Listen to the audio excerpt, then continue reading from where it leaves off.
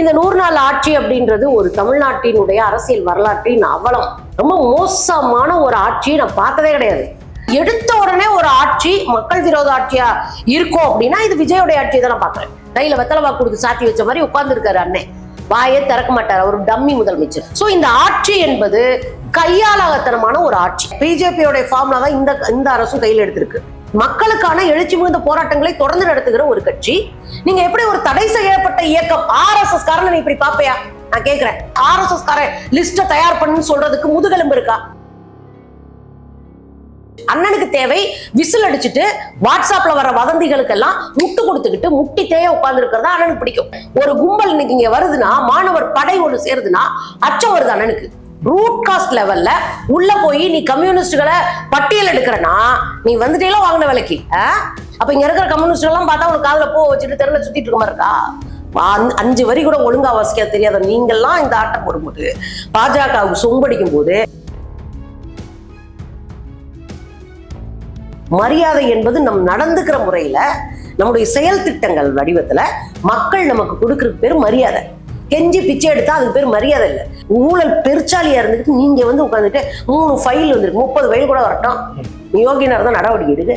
குப்பை சேர்ந்துச்சுன்னா அது கோபுரம் கிடையாது, அது குப்பமேடு. டிவிக்கேனாலே திரிஷா வெற்றி கழகம் தான் சொல்ற அளவுக்கு உள்ளுக்குள்ள வேலை நடந்துகிட்டு இருக்கா. எதுவுமே இல்லாம துணை முதலமைச்சரா ஒருத்தரை கொண்டு வரணும்னு முடிவு பண்ணிட்டு இன்ஃப்ளூயன்சரை வச்சு நீங்க பேச வைக்கிறீங்கன்னா எவ்வளவு கேடு கட்டவனுங்க.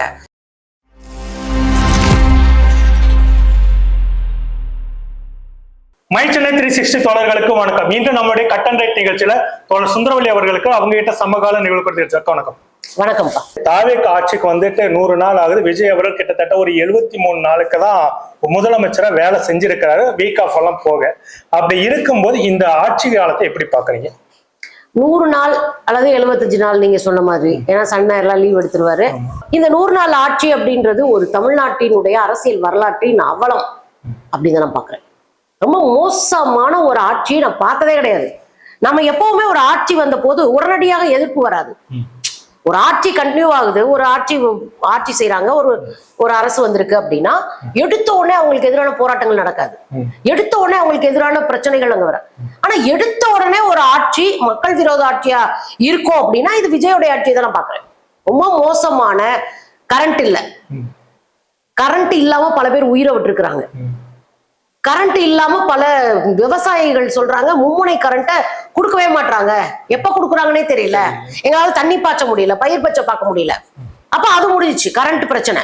ஒரு பக்கம் தண்ணி இல்ல, குடிக்க தண்ணி இல்ல, இன்னொரு பக்கம் காவிரியில தண்ணி வரல, இன்னொரு பக்கம் மாணவர்கள் பிரச்சனை, குழுவான்னு அடிச்சுக்கிறாங்க, இன்னொரு பக்கம் போதைப் பொருள் கல்வி நிலையங்களுக்குள்ள, பெண் குழந்தைகளுடைய பாதுகாப்பு அச்சுறுத்தலா மாறி இருக்கு. பெண் குழந்தைகள் வெளியே வரவே முடியல. 4 வயசு குழந்தைன்னா 2 வயசு குழந்தை, 3 வயசு குழந்தை, என்ன நடக்குதுன்னே தெரியல. சோ இந்த ஆட்சி என்பது கையாளாகத்தனமான ஒரு ஆட்சி. இல்ல நீங்க சொன்ன மாதிரி பெண்கள் குழந்தைகளுக்கு பாதுகாப்பு இல்ல, போதை பழக்கங்கள் அதிகமா இருக்கு அப்படின்னாக்கா இது கடந்த ஆட்சியில இருந்த திமுகவுடைய மெத்தனமான போக்காலதான் இதெல்லாம் நடந்தது அப்படின்னு ஒரு குற்றச்சாட்டு அமைச்சர் ஆதவ் அர்ஜுனா வைக்கிறாரு.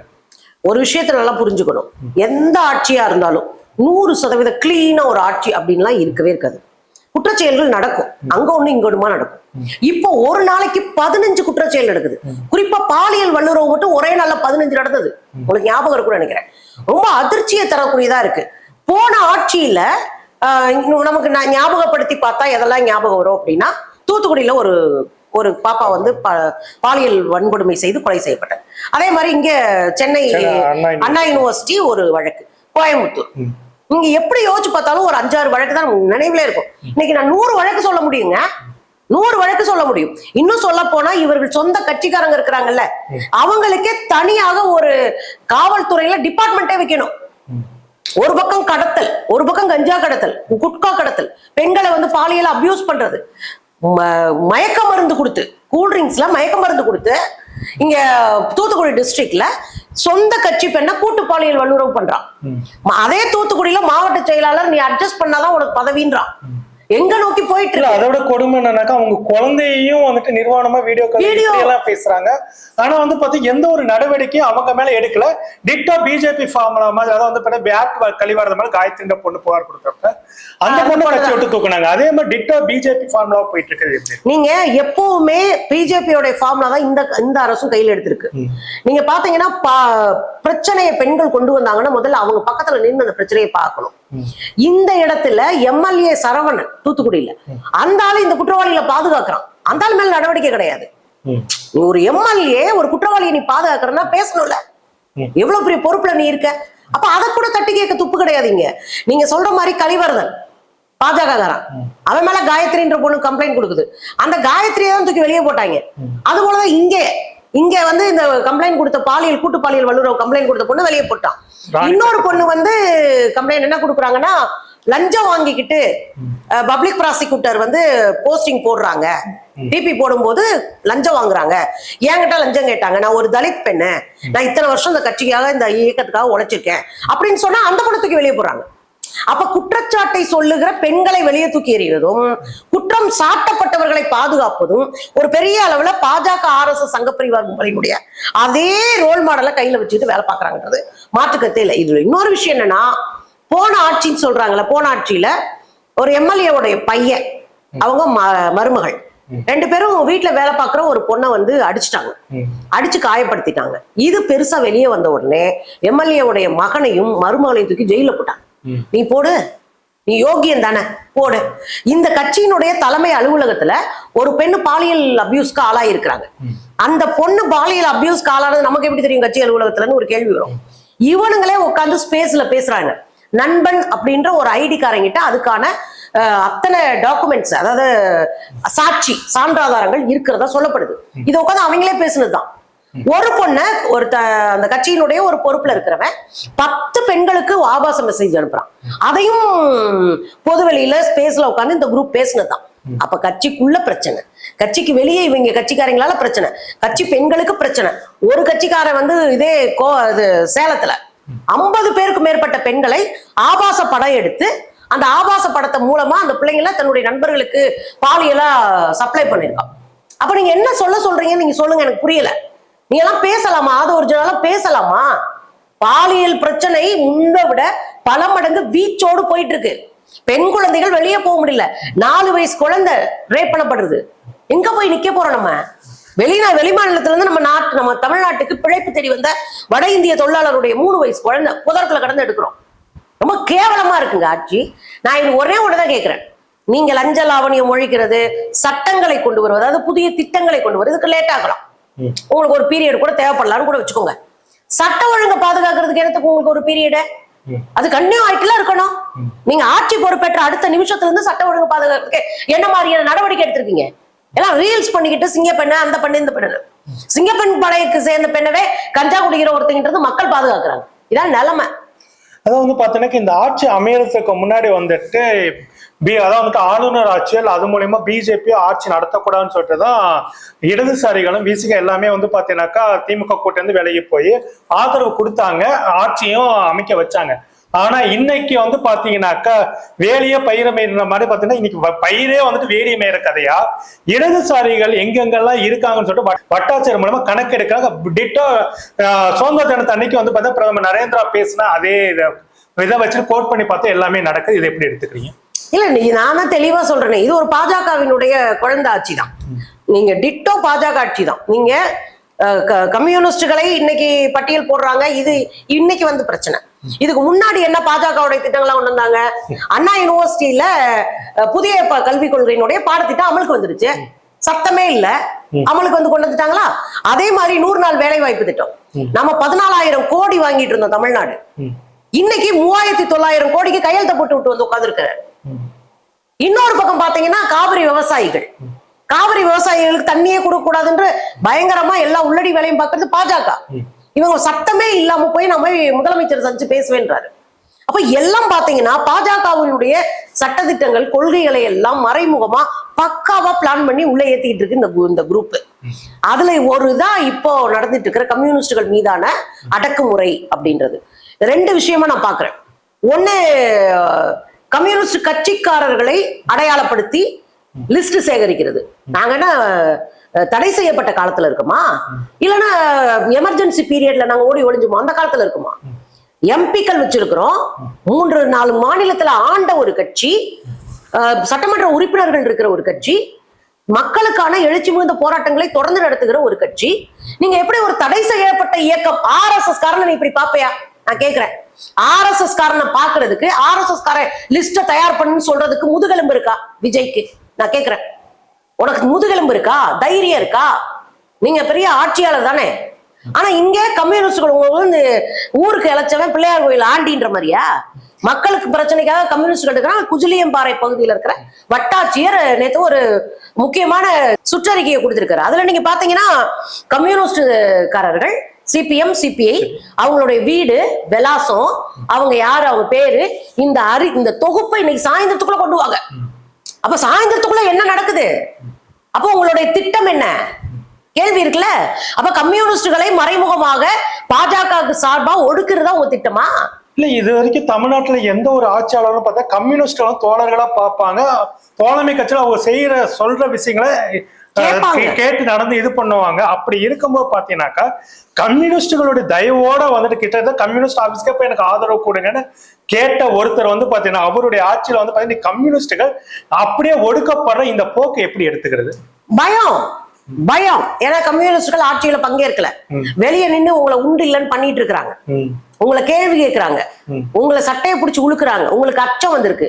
அதோட சேர்ந்து கம்யூனிஸ்ட் மாணவர் இயக்கம் அதை கண்காணிக்க சொல்லியும் அதுல மாணவர்கள் போராட்டம் நடத்தினா போய் சேரக்கூடாது.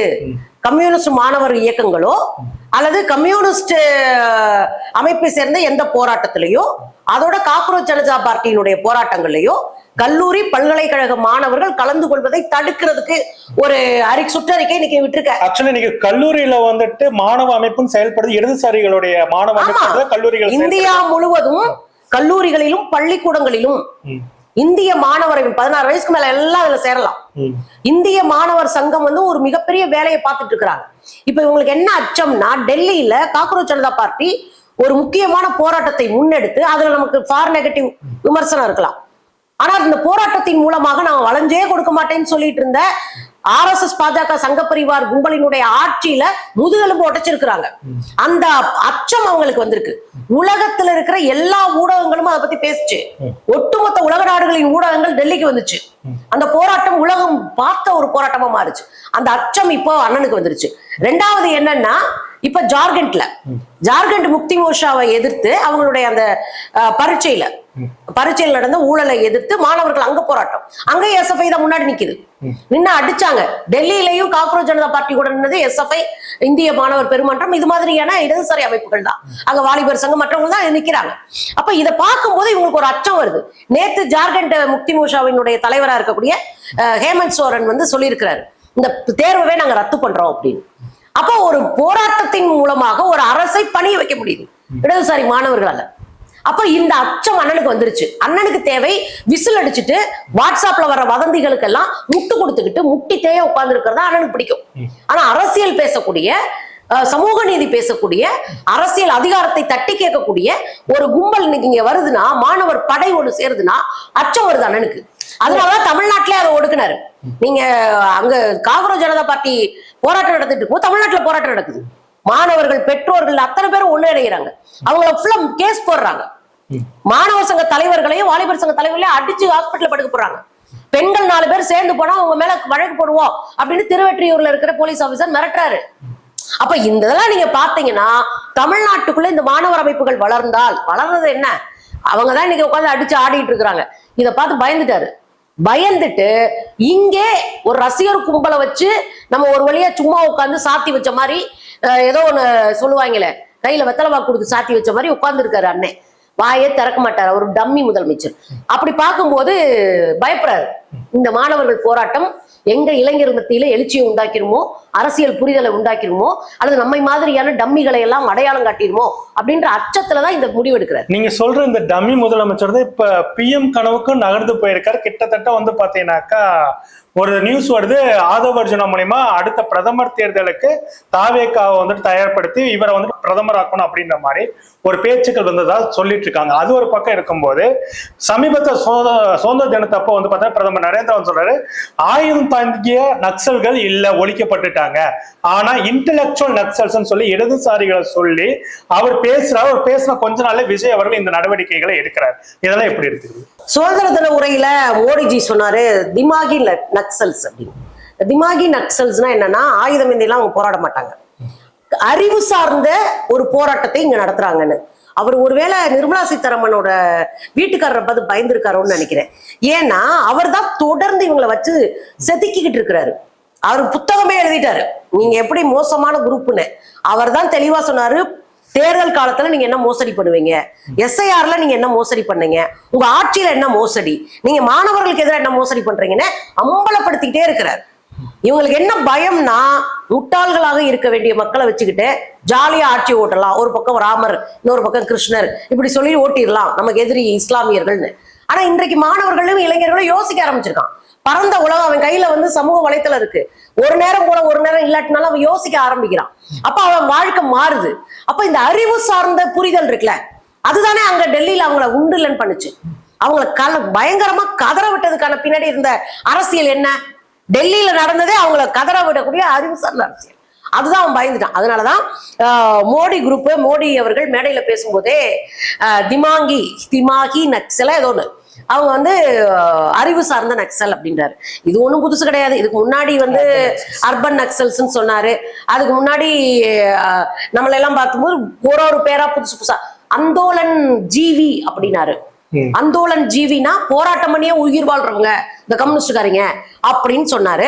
இப்படி பல பேர் நமக்கு வைக்கிறாருன்னா அவர் நம்மளை பார்த்து பயந்துட்டாருன்னு அர்த்தம். ஆனா என்ன அப்படின்னா, இப்படி அவர் பேசிய உடனே ஒரு ரூட் காஸ்ட் லெவல்ல உள்ள போய் நீ கம்யூனிஸ்டுகளை பட்டியல் எடுக்கிறனா, நீ வந்துட்டேலாம் வாங்கின விலைக்கு.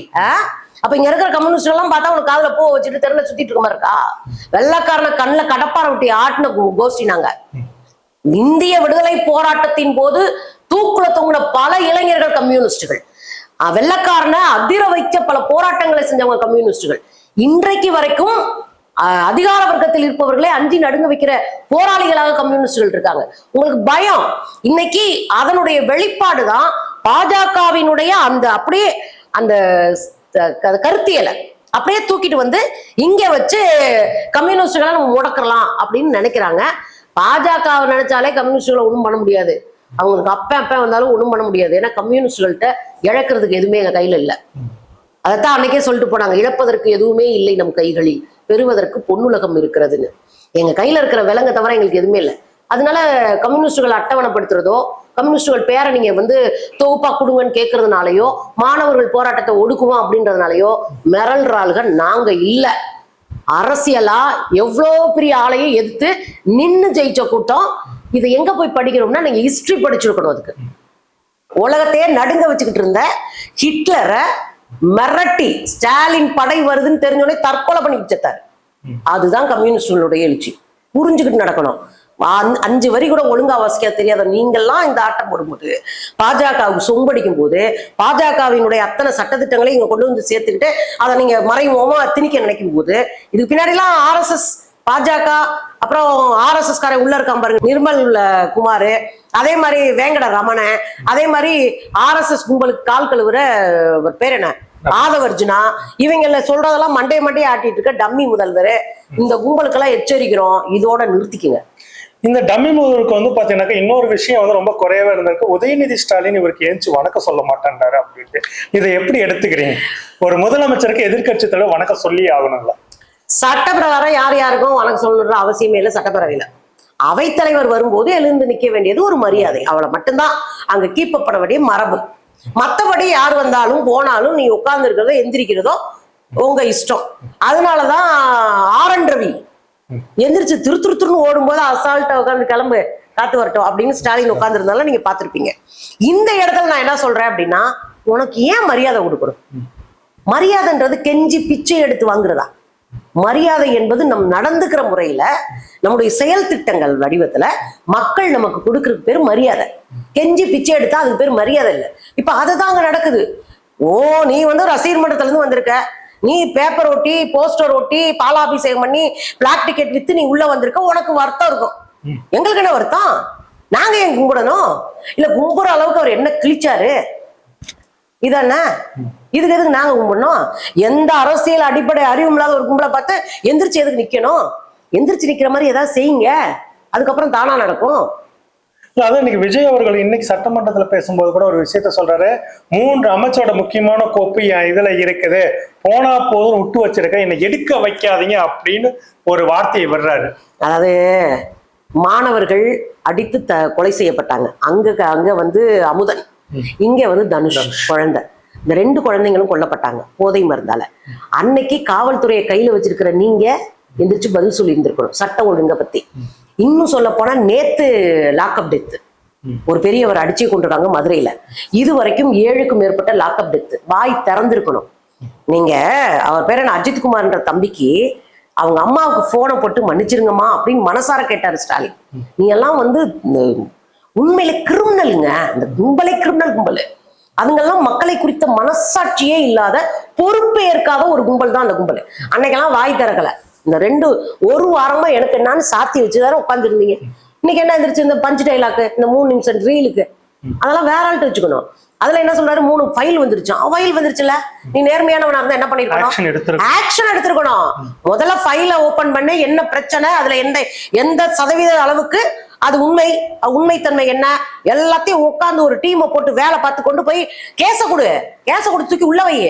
இல்லையா அப்படியே தூக்கிட்டு வந்து இந்த சட்டமன்றத்துல ஆளுக்கு ஒரு காப்பி போட்டு கொடுக்குறேன், வை படி, என்ன சொல்லு, என்னையவா சொல்ற அப்படி நீ கேட்டிருந்தா நீ ஒரு நேர்மையான ஒரு தலைமை பண்பு உடைய ஒரு தலைவன்.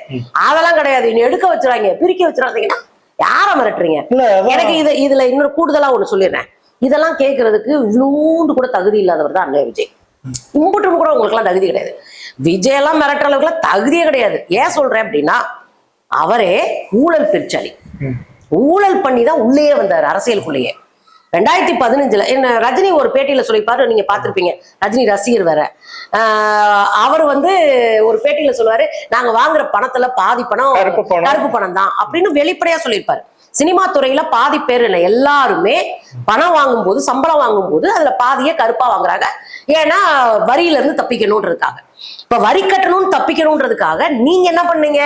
2015 புடிபட்டதை மாத்திரம் நான் சொல்றேன், புடிபடாத படம் நிறைய இருக்கும்.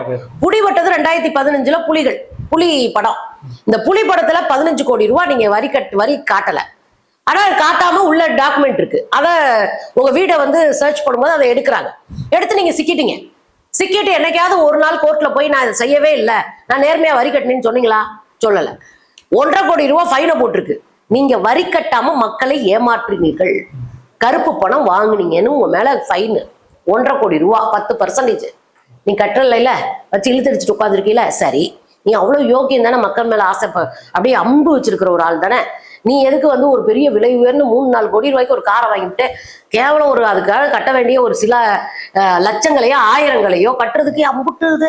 இந்த காசு இங்க போகுது, நீங்க கட்டுற வரி பணம்லாம் மக்கள். அந்த கார் ஓட்டுற அளவுக்கு இங்க ரோடு இல்லைன்னு அவர் சொல்றாரு. கார் ஓட்டுற அளவுக்கு ரோடு இல்லைன்னா வீட்டுல வச்சுட்டு உட்காந்துரு பூஜை கூட. அதுக்கே நான் வரி கட்ட மாட்டேன்ற, அது ஓ இஷ்டம்.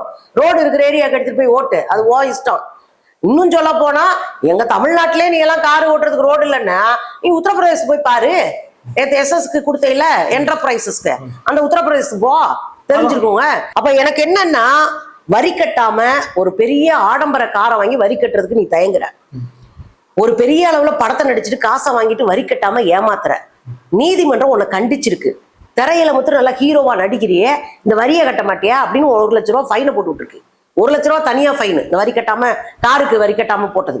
அப்ப இவ்வளவு அவமானப்பட்டு இவ்வளவு ஊழல் பண்ணி ஊழல் பெருச்சாலியா இருந்துட்டு நீங்க வந்து உட்காந்துட்டு 3 ஃபைல் வந்துருக்கு, 30 ஃபைல் கூட வரட்டும், யோகியனர் தான் நடவடிக்கை எடுக்கு. திமுக இந்த ஃபைல காட்டி இது பண்ண பயப்படுற ஆட்களா? முதல்ல நீங்க இது மாதிரி 100 கேஸ் திமுக மேல இருந்து, ஆனா எந்த கேஸ்ல ஒரு கேஸ்ல கூட ஜெயிக்கல. இந்த கட்சிகள் கொண்டு வருகிற கேசஸ் இருக்கு இல்லையா, திமுக ஜெயலலிதா அவர்கள் மேல போட்ட கேஸ்ல பக்கா எவிடன்ஸோட அவங்க உள்ள தள்ளிட்டாங்க, ஏன் குற்றவாளி ஆக்கிட்டாங்க. உங்கா தீர்ப்பு மிரள வச்ச ஒரு தீர்ப்பு. ஆனா இதுவரையும் அதிமுக 100 கேஸ் போட்டிருக்கு திமுக மேல, ஒரு கேஸ் கூட நிரூபிக்கப்படல. இன்னொரு விஷயம் 2G ஸ்பெக்ட்ரம் வழக்கு ஊழல் பெருசா பேசப்பட்டது இந்திய அளவுல. அந்த வழக்குல கடைசியில என்னன்னா 3 விதமான அறிக்கை கொடுத்திருந்தாங்க. 3 விதமான அறிக்கையில 3 விதமான இழப்பு தொகை காட்டப்பட்டிருந்துச்சு. இதுவே போலின்னு தனக்கு தானே வாதாடி ஜெயிச்சுட்டு வந்துட்டாரு. எங்க நம்ம ஐயா பாஜகவினுடைய உச்சபட்ச தலைவனா இருக்கக்கூடிய 56 இன்ச் மோடி ஆட்சி காலத்துல 2017-18 ஜெயிச்சுட்டு வெளியே வந்துட்டாங்க. மோடி ஆட்சியில ஜெயிச்சுட்டு வெளியே வந்தாங்க. நீதிமன்றம் இவங்க மேல குற்றம் வெளியே அனுப்பிடுச்சு. அப்ப இது வரைக்கும் இவங்க மேல போட்ட எந்த கேஸுக்குமே ஒண்ணும் இல்லாம போயிருக்கு. அதனால இவங்க எத்தனை கேஸ் போட்டாலும் உள்ள இருந்து வெளியே வந்துருவாங்கன்னு வச்சுக்கோங்களேன், அது வேற விஷயம். தப்பு நடந்திருந்தா உங்ககிட்ட ஆதாரம் இருந்தா யாரா இருந்துட்டு போறாங்க? உப்பு தின்னவே தண்ணி குடிக்கிற மாதிரி தப்பு செஞ்சவே தண்டனை அனுபவிக்கணும், போட்டுமே. அதுக்கு உனக்கு முதுகெலும்பு இருக்கா? எடுத்துட்டு நீ தனியா வந்துருவியா? ஏன்னா உனக்கு பின்னாடியே அவ்வளவு ஓட்டம் இருக்கு. 258 கோடி போதைப் பொருள் கடத்தினாங்கன்னு சொல்லி ஆதவர்ஜுனா குடும்பமே பேரே மாட்டியிருக்கு. 17 லட்சம் வெற்றி செல்வின்னு ஒரு பொண்ணு 17 லட்சம் ரூபாய பள்ளிக்கல்வித்துறை அமைச்சருடைய மனைவி வாங்கியிருக்கிறாங்க. வேலை வாங்கி தரேன்னு 17 லட்சம் ரூபாய் வாங்கியிருக்காங்க அப்படின்னு வெற்றி செல்வின்ற புள்ள கன்னியாகுமரியில கம்ப்ளைண்ட் பண்ணிருக்கு. 3 நாள்ல எங்கன்னா பெருநகர வளர்ச்சி குழுமத்துல 3 நாள்ல 240 ஃபைல்ல கையெழுத்த போட்டு 100 கோடி ரூபாய் ஆட்டை போட்டீங்க. அப்புறம் இந்த பக்கம் வந்தீங்கன்னா நேத்து ஒரு வடநாட்டுக்காரனுக்கு ஒரு டெண்டரை கொடுத்துருக்கீங்க.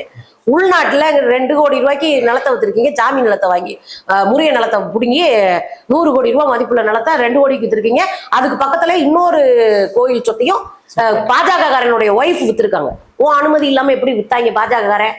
ஏன்னா நண்பைங்கல்ல நீங்க, அதனால வித்துறீங்க. இம்புட்டு ஊழலையும் பண்ணிட்டு நீங்க எல்லாம் வாயிலேயே வெளியே பேசிட்டுறீங்க. நாங்க ஊழலற்றவர்கள், நாங்க யோகியவன்கள். கேவலமா இல்ல? இல்ல, இந்த நேரேஷன் போயிட்டு இருக்கும் போது பாத்தீங்கன்னா திடீர்னு வந்துட்டு லீ மெரிடியன்ல டிவிக்கு இன்ஃபுளுசர்ஸ், யூடியூப் இன்ஃபுளுசர்ஸ் வந்து லீ மெரிடியன்ல பெரிய அளவுல கூட்டம் போட்டு பேசுறாங்க. அதுல முக்கியமா வைத்த ஒரு விஷயம் என்னன்னாக்கா, த்ரிஷா டெப்டி சிஎம் ஆகணும் அப்படின்ற ஒரு விஷயத்த பேசுறாங்க. இன்னொரு பக்கம் வந்து பாத்தீங்கன்னாக்கா விஜய் அவர்கள் பிஎம் ஆகணும்னு பேசுறாங்க. இது எப்படி எடுத்துக்கிறீங்க?